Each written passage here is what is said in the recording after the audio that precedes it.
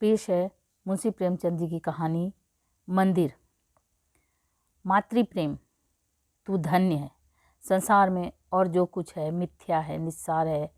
मातृप्रेम ही सत्य है, अक्षय है, अनश्वर है। 3 दिन से सुखिया के मुंह में ना का एक दाना गया था, ना पानी की एक बूंद। सामने पुआल पर माता का नन्हा सा लाल पड़ा कराह रहा था। आज 3 दिन से उसने आंखें न खोली थी। कभी उसे गोद में उठा लेती, कभी पुआल पर सुला देती। हंसते खेलते बालक को अचानक क्या हो गया यह कोई नहीं बताता। ऐसी दशा में माता को भूख और प्यास कहाँ। एक बार पानी का एक घूंट मुंह में लिया था, पर कंठ के नीचे न ले जा सकी। इस दुखिया की विपत्ति का वार पार न था। साल भर के भीतर 2 बालक गंगा जी की गोद में सौंप चुकी थी।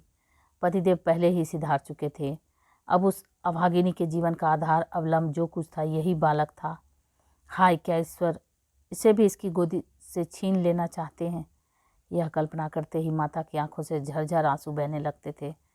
इस बालक को वह क्षण भर के लिए भी अकेला ना छोड़ती थी। उसे साथ लेकर घास छीलने जाती, घास बेचने बाजार जाती तो बालक गोद में होता। उसके लिए उसने नन्ही सी खुरपी और नन्ही सी खांची बनवा दी थी। जियावन माता के साथ घास छीलता और गर्व से कहता, अम्मा हमें भी बड़ी सी खुरपी बनवा दो, हम बहुत सी घास छीलेंगे। तुम द्वारे माची पर बैठी रहना, अम्मा मैं घास बेच लाऊंगा। माँ पूछती, मेरे लिए क्या क्या लाओगे बेटा। जियावन लाल लाल साड़ियों का वादा करता, अपने लिए बहुत सा गुड़ लाना चाहता था। वही भोली भाली बातें इस समय याद आकर माता के हृदय को शूल के समान बेध रही थी। जो बालक को देखता यही कहता कि किसी की डीठ है, पर किसकी डीठ है। इस विधवा का भी संसार में कोई वैरी है। अगर उसका नाम मालूम हो जाता तो सुखिया जाकर उसके चरणों पर गिर पड़ती और बालक को उसकी गोद में रख देती। क्या उसका हृदय दया से न पिघल जाता।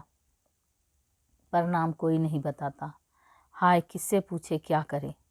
3 पहर रात बीत चुकी थी। सुखिया का चिंता व्यथित चंचल मन कोठे कोठे दौड़ रहा था। किस देवी की शरण जाए, किस देवता की मनौती करे। इसी सोच में पड़े पड़े उसे एक झपकी आ गई। क्या देखती है कि उसका स्वामी आकर बालक के सिरहाने खड़ा हो जाता है और बालक के सिर पर हाथ फेर कर कहता है, रो मत सुखिया, तेरा बालक अच्छा हो जाएगा। कल ठाकुर जी की पूजा कर दे, वही तेरे सहायक होंगे। यह कहकर वह चला गया।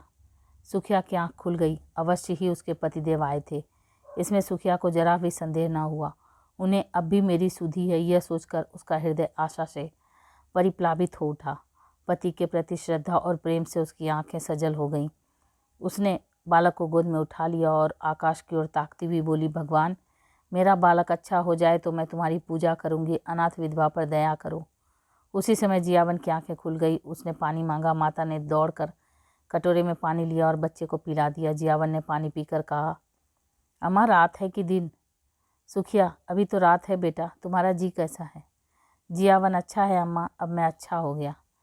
सुखिया, तुम्हारे मुंह में घी शक्कर बेटा, भगवान करे तुम जल्दी अच्छे हो जाओ। कुछ खाने को जी चाहता है। जियावन, हाँ अम्मा, थोड़ा सा गुड़ दे दो।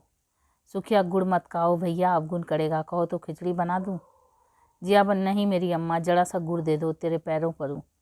माता इस आग्रह को न टाल सकी। उसने थोड़ा सा गुड़ निकाल कर जियावन के हाथ में रख दिया और हांडी का ढक्कन लगाने जा रही थी कि किसी ने बाहर से आवाज़ दी। हांडी वहीं छोड़कर वह किवाड़ खोलने चली गई। जियावन ने गुड़ की 2 पिंडियाँ निकाली और जल्दी जल्दी चट कर गया। दिन भर जियावन की तबीयत अच्छी रही। उसने थोड़ी सी खिचड़ी खाई। 2-1 बार धीरे धीरे द्वार पर भी आया और हमजोलियों के साथ खेल न सकने पर भी उन्हें खेलते देखकर उसका जी बहल गया। सुखिया ने समझा बच्चा अच्छा हो गया। 2-1 दिन में जब पैसे हाथ में आ जाएंगे तो वह एक दिन ठाकुर जी की पूजा करने चली जाएगी। जाड़े के दिन झाड़ू बहाड़ू, नहाने धोने और खाने पीने में कट गए। मगर जब संध्या का समय फिर जियावन का जी भारी हो गया तब सुखिया घबरा उठी। तुरंत मन में शंका उत्पन्न हुई कि पूजा में विलम्ब करने से ही बालक फिर मुरझा गया है। अभी थोड़ा सा दिन बाकी था। बच्चे को लेटाकर वो पूजा का सामान तैयार करने लगी। फूल तो जमींदार के बगीचे में मिल गया। तुलसी दल द्वार पर ही था, पर ठाकुर जी के भोग के लिए कुछ मिष्ठान चाहिए, नहीं तो गांव वाले को बांटेगी क्या। चढ़ाने के लिए कम से कम 1 आना तो चाहिए। सारा गांव छान आई, कहीं पैसे उधार न मिले। अब वह हताश हो गई। हाय रे दिन, कोई 4 आने पैसे भी नहीं देता। आखिर उसने अपने हाथों के चांदी के कड़े उतारे, दौड़ी हुई बनिए की दुकान पर गई, कड़े गिरोह रखे, बतासे लिए और दौड़ी हुई घर आई। पूजा का सामान तैयार हो गया तो उसने बालक को गोद में उठाया, दूसरे हाथ में पूजा की थाली लिए मंदिर की ओर चली। मंदिर में आरती का घंटा बज रहा था। 10-5 भक्त जन खड़े स्तुति कर रहे थे। इतने में सुखिया जाकर मंदिर के सामने खड़ी हो गई। पुजारी ने पूछा, क्या है रे, क्या करने आई है? सुखिया चबूतरे पर आकर बोली, ठाकुर जी की मनौती की थी महाराज, पूजा करने आई हूँ। पुजारी दिन भर जमींदार के आसामियों की पूजा किया करते थे और शाम सवेरे ठाकुर जी की। रात को मंदिर ही में सोते थे। मंदिर ही में अपना भोजन भी बनता था, जिससे ठाकुरदारे की सारी अस्तरकारी काली पड़ गई थी। स्वभाव के बड़े दयालु थे, निष्ठावान। ऐसे ही चाहे कितनी ही ठंड पड़े, कितनी ही ठंड हवा चले, बिना स्नान किए मुंह में पानी तक न डालते थे। अगर इस पर भी उनके हाथों और पैरों में मैल की मोटी तह जमी हुई थी तो इसमें उनका कोई दोष न था। बोले, तो क्या भीतर चली आएगी? हो तो चुकी पूजा, यहाँ आकर भरभष्ट करेगी? एक भक्तजन ने कहा। ठाकुर जी को पवित्र करने आई है? दुखिया ने बड़ी दीनता से कहा, ठाकुर जी के चरण छूने आई हूँ सरकार, पूजा की सब सामग्री लाई हूँ। पुजारी, कैसी बेसमझी की बात करती है रे पगली, कुछ तो नहीं हो गई? भला तू ठाकुर जी को कैसे छुएगी? सुखिया को अब तक कभी ठाकुरदारे में आने का अवसर न मिला था। आश्चर्य से बोली, सरकार वह तो संसार के मालिक हैं, उनके दर्शन से तो पापी भी तर जाता है, मेरे छूने से उन्हें कैसे छूत लग जाएगी? पुजारी, अरे तू चमारिन है कि नहीं रे? सुखिया, तो क्या भगवान ने चमारों को नहीं सिरजा है? चमारों का कोई भगवान और कोई है? इस बच्चे की मनौती है सरकार। इस पर वही भक्त महोदय जो अब स्तुति समाप्त कर चुके थे डपट कर बोले, मार के भगा दो चुड़ैल को, भरभष्ट करने आई है, फेंक दो थाली वाली। संसार में तो आप ही आग लगी हुई है, चमार भी ठाकुर जी की पूजा करने लगेंगे तो पृथ्वी रहेगी कि रसातल को चली जाएगी? दूसरे भक्त महाशय बोले, अब बेचारे ठाकुर जी को भी चमारों के हाथ का भोजन करना पड़ेगा, अब परलय होने में कुछ कसर नहीं। ठंड पड़ रही थी, सुखिया खड़ी कांप रही थी और यहाँ धर्म के ठेकेदार लोग समय की गति पर आलोचनाएं कर रहे थे। बच्चा मारे ठंड के उसकी छाती में घुसा जाता था, किंतु सुखिया वहाँ से हटने का नाम न लेती थी। ऐसा मालूम होता था कि उसके दोनों पांव भूमि में गड़ गए हैं। रह रहकर उसके हृदय में ऐसा उद्गार उठता था कि जाकर ठाकुर जी के चरणों पर गिर पड़े। ठाकुर जी क्या इन्हीं के हैं? हम गरीबों का उनसे कोई नाता नहीं है। ये लोग होते कौन हैं रोकने वाले? पर यह भय होता था कि कहीं इन लोगों ने सचमुच थाली वाली फेंक दी तो क्या करूँगी? दिल में ऐंठ कर रह जाती थी। सहसा उसे एक बात सूझी। वह वहाँ से कुछ दूर जाकर एक वृक्ष के नीचे अंधेरे में छिपकर इन भक्तजनों के जाने की राह देखने लगी। आरती और स्तुति के पश्चात भक्तजन बड़ी देर तक श्रीमद् भागवत का पाठ करते रहे। उधर पुजारी जी ने चूल्हा जलाया और खाना पकाने लगे। चूल्हे के सामने बैठे हुए हूँ हूँ करते जाते थे और बीच बीच में टिप्पणियाँ भी करते जाते थे। 10 बजे रात तक कथा वार्ता होती रही और सुखिया वृक्ष के नीचे ध्यानावस्था में खड़ी रही।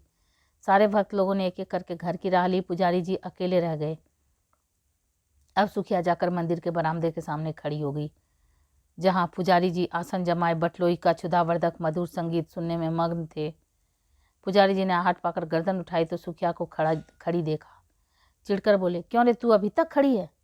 सुखिया ने थाली जमीन पर रख दी और एक हाथ फैलाकर भिक्षा प्रार्थना करती हुई बोली, महाराज जी, मैं अभागिनी हूँ, यही बालक मेरे जीवन का आलम है, मुझ पर दया करो। 3 दिन से इसने सिर नहीं उठाया, तुम्हें बड़ा जस होगा महाराज जी। यह कहते कहते सुखिया रोने लगी। पुजारी जी दयालु तो थे, पर चमारिन को ठाकुर जी के समीप जाने देने का अश्रुतपूर्व घोर पातक वह कैसे कर सकते थे? न जाने ठाकुर जी इसका क्या दंड दें। आखिर उनके भी बाल बच्चे थे, कहीं ठाकुर जी कुपित होकर गांव का सर्वनाश कर दें तो? बोले, घर जाकर भगवान का नाम ले, तेरा बालक अच्छा हो जाएगा। मैं यह तुलसी दल देता हूँ, बच्चे को खिला दे, चरणामृत उसकी आंखों में लगा दे, भगवान चाहेंगे तो सब अच्छा होगा। सुखिया, ठाकुर जी के चरणों पर ना गिरने दोगे महाराज जी? बड़ी दुखिया हूँ, उधार काट कर पूजा की सामग्री जुटाई है। मैंने कल सपना देखा था महाराज जी, ठाकुर जी की पूजा कर, तेरा बालक अच्छा हो जाएगा, तभी दौड़ी आई हूँ। मेरे पास 1 रुपया है, वो मुझसे ले लो, पर मुझे एक क्षण भर ठाकुर जी के चरणों पर गिर लेने दो। पुजारी, तेरे लिए इतनी ही पूजा बहुत है। जो बात कभी नहीं हुई वह आज मैं कर दूं, और गांव पर कोई आफत विपत आ पड़े तो क्या हो, इसे भी तो सोचो। तू यह जंतर ले जा, भगवान चाहेंगे तो रात ही भर में बच्चे का क्लेश कट जाएगा। किसी की दीठ पर गई है भी तो चंचल, मालूम होता है छत्तारी वंश है। सुखिया, जब से इसे ज्वर है मेरे प्राण नहों में समाये हुए हैं। पुजारी, बड़ा होनहार बालक है, भगवान जिला दे तो तेरे सारे संकट हर लेगा। यहाँ तो बहुत खेलने आया करता था, इधर 2-3 दिनों से नहीं देखा था। सुखिया, तो जंतर को कैसे बांधूंगी महाराज? पुजारी, मैं कपड़े में बांध कर देता हूँ, बस गले में पहना देना। अब तू इस बेला नवीन बस्तर कहाँ खोजने जाएगी? सुखिया ने 2 रूपों पर कड़े गिरोह रखे थे, एक पहले ही बन चुका था, दूसरा पुजारी जी को भेंट किया और जंतर लेकर मन को समझाती हुई घर लौट आई। सुखिया ने घर पहुंचकर बालक के गले में जंतर बंधा दिया, पर ज्यों-ज्यों रात गुजरती थी उसका ज्वर भी बढ़ता जाता था, यहाँ तक कि 3 बजते बजते उसके हाथ पांव शीतल होने लगे। तब वह घबरा उठी और सोचने लगी, हाय मैं व्यर्थ ही संकोच में पड़ी रही और बिना ठाकुर जी के दर्शन किए चली आई। अगर मैं अंदर चली जाती और भगवान के चरणों पर गिर पड़ती तो कोई मेरा क्या कर लेता? यही न होता, लोग मुझे धक्के देकर निकाल देते, शायद मारते भी, पर मेरा मनोरथ तो पूरा हो जाता। यदि मैं ठाकुर जी के चरणों को अपने आंसुओं से भिगो देती और बच्चे को उनके चरणों में सुला देती तो क्या उन्हें दया न आती? वह तो दयामय भगवान है, दीनों की रक्षा करते हैं, क्या मुझ पर दया न करते? यह सोचकर सुखिया का मन अधीर हो उठा। नहीं, अब विलम्ब करने का समय न था, वह अवश्य जाएगी और ठाकुर जी के चरणों पर गिर कर रोएगी। उस अबला के आशंकित हृदय का अब इसके सिवा और कोई अवलंब, कोई आसरा न था। मंदिर के द्वार बंद होंगे तो वह ताले तोड़ डालेगी। ठाकुर जी क्या किसी के हाथों बिक गए हैं, कोई उन्हें बंद करके रखे? रात के 3 बज गए थे। सुखिया ने बालक को कंबल से ढांप कर गोद में उठाया, एक हाथ में थाली उठाई और मंदिर की ओर चली। घर से बाहर निकलते शीतल वायु के झोंकों से उसका कलेजा कांपने लगा। शीत से पांव शिथिल हुए जाते थे। उस पर चारों ओर अंधकार छाया हुआ था। रास्ता 2 फरलांग से कम न था। पगडंडी वृक्षों के नीचे नीचे गई थी। कुछ दूर दाहिनी ओर एक पोखरा था, कुछ दूर बांस की कोठियां। पोखरे में एक धोबी मर गया था और बांस की कोठियों में चुड़ैलों का अव था। बाईं ओर हरे भरे खेत थे, चारों ओर सनसन हो रहा था। अंधकार साए साए कर रहा था। सासा गिदरों ने कर्कश स्वर में हुआ हुआ करना शुरू किया। हाय, अगर कोई उसे 1 लाख रुपया देता तो भी इस समय वह यहाँ ना आती। पर बालक की मंदिर सारी शंकाओं को दबाए हुए, हे भगवान, अब तुम्हारा ही आसरा है, यह जपती वह मंदिर की ओर चली जा रही थी। मंदिर के द्वार पर पहुंचकर सुखिया ने जंजीर टटोल कर देखी, ताला पड़ा हुआ था। पुजारी जी मिली हुई कोठरी, बरामदे से मिली हुई कोठरी में किवाड़ बंद किए सो रहे थे। चारों ओर अंधेरा छाया हुआ था। सुखिया चबूतरे के नीचे से एक ईंट उठा लाई और जोर जोर से ताले पर पटकने लगी। उसके हाथों में न जाने इतनी शक्ति कहाँ से आ गई। 2 ही 3 चोटों में ताला टूटा और ईंट दोनों टूटकर चौखट पर गिर पड़े। सुखिया ने द्वार खोल दिया और अंदर जाना ही चाहती थी कि पुजारी किवाड़ खोलकर हड़बड़ाए हुए बाहर निकल आए और चोर चोर का गुल मचाते हुए गांव की ओर दौड़े। जाड़ों में प्रायः पहर रात रहे ही लोगों की नींद खुल जाती है। यह शोर सुनते ही कई आदमी इधर उधर से लालटेन लिए हुए निकल पड़े और पूछने लगे, कहाँ है, किधर गया? पुजारी, मंदिर का द्वार खुला पड़ा है, मैंने खटखट की आवाज़ सुनी। सहसा सुखिया बरामदे से निकलकर चबूतरे पर आई और बोली, मैं चोर नहीं हूँ, मैं हूँ, ठाकुर जी की पूजा करने आई थी, अभी तो अंदर भी नहीं गई, मार हल्ला मचा दिया। पुजारी ने कहा, अब अनर्थ हो गया। सुखिया मंदिर में जाकर ठाकुर जी को भ्रष्ट कराई। फिर क्या था, कई आदमी झल्लाए हुए लपके और सुखिया पर लातों और घूंसों की मार पड़ने लगी। सुखिया एक हाथ से बच्चे को पकड़ी हुई थी, दूसरे हाथ से उसकी रक्षा कर रही थी। एकाएक बलिष्ठ ठाकुर ने उसे इतनी जोर से धक्का दिया कि बालक उसके हाथ से छूटकर जमीन पर गिर पड़ा, मगर वह न रोया, न बोला, न सांस ली। सुखिया भी गिर पड़ी थी। संभल कर बच्चे को उठाने लगी तो उसके मुख पर नजर पड़ी। ऐसा जान पड़ा मानो पानी में परछाई हो। उसके मुंह से एक चीख निकल पड़ी। बच्चे का माथा छूकर देखा, सारी देह ठंडी हो गई थी। एक लंबी सांस खींचकर वो उठ खड़ी हुई। उसकी आंखों में आंसू न आए, उसका मुख क्रोध की ज्वाला से तमतमा उठा, आंखों से अंगारे बरसने लगे। दोनों मुट्ठियां बंद गई, दांत पीसकर बोली, पापियों, मेरे बच्चे के प्राण लेकर दूर क्यों खड़े हो? मुझे भी क्यों नहीं उसी के साथ मार डालते? मेरे छू लेने से ठाकुर जी को छूत लग गई। पारस को छूकर लोहा सोना हो जाता है, पारस लोहा नहीं हो जाता। मेरे छूने से ठाकुर जी अपवित्र हो जाएंगे। मुझे बनाया तो छूत नहीं लगी, लो अब कभी ठाकुर जी को छूने नहीं आऊंगी। ताले में बंद रखो, पहरा बैठा दो। हाय, तुम्हें दया छू भी नहीं गई, तुम इतने कठोर हो, बाल बच्चे वाले हो करके भी एक अभागिन माता पर दया ना आई, तिस पर धर्म के ठेकेदार बनते हो। तुम सब के सब हत्यारे हो, निपट हत्यारे हो। डरो मत, मैं थाना पुलिस नहीं जाऊंगी, मेरा न्याय भगवान करेंगे। अब उन्हीं के दरबार में फरियाद करूंगी।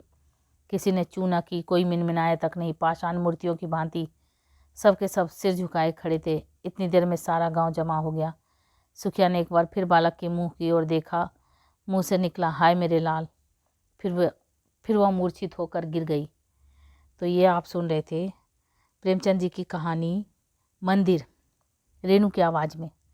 ऐसी ही अद्भुत रचनाओं को सुनने के लिए मेरे चैनल को सब्सक्राइब करें, लाइक करें और शेयर करें। Thank you.